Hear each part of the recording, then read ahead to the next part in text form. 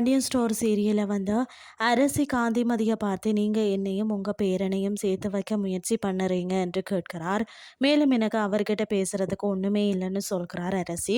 அதனை அடுத்து காந்திமதி அரசிய பார்த்து நீ அவனை கல்யாணம் பண்ணல என்றால் வேற யாரு அவனை கல்யாணம் பண்ணுவாங்க என்று அரசிய பார்த்து கேட்கிறார். அதை கேட்ட குமார் இதையெல்லாம் கேட்கத்தான் என்ன வர சொன்னீங்களா என்று கேட்கிறார். மறுபக்கம் கோமதி புளிய எடுக்கிறேன் என்று கதிரைக்கு மேல ஏறி மயங்கி கீழே விழுகிறார். அப்போ கோமதி கூப்பிட்ட சத்தத்தை கேட்ட பாண்டியன் தினமும் நாடகம் போடுறதே வேலையா போச்சு அப்படின்னு சொல்லிட்டு அங்கிருந்து கிளம்புகிறார். பிறகு வீட்டிற்கு வந்த சரவணன் கோமதி கீழே விழுந்து கிடக்கிறத பார்த்து பதறுகிறார். அதனை அடுத்து பழனி குமாரோட வண்டியில கோமதியை வந்து ஹாஸ்பிட்டல் கூட்டி கொண்டு போறார். பிறகு சரவணன் கடைக்கு போய் பாண்டியன் கிட்ட அம்மாவுக்கு உடம்பு சரியில்லை ஹாஸ்பிட்டல்ல சேர்த்திருக்கு அப்படின்னு சொல்ல பாண்டியன் வந்து ஷோக் ஆகிறார்.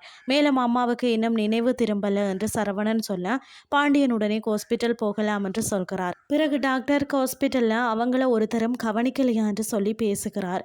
இதுதான் இன்றைய நாளுக்கான எபிசோட். அடுத்த எபிசோட்ல என்ன நடக்க போகுதுன்னு சொல்லி பொறுத்திருந்து பார்க்கலாம்.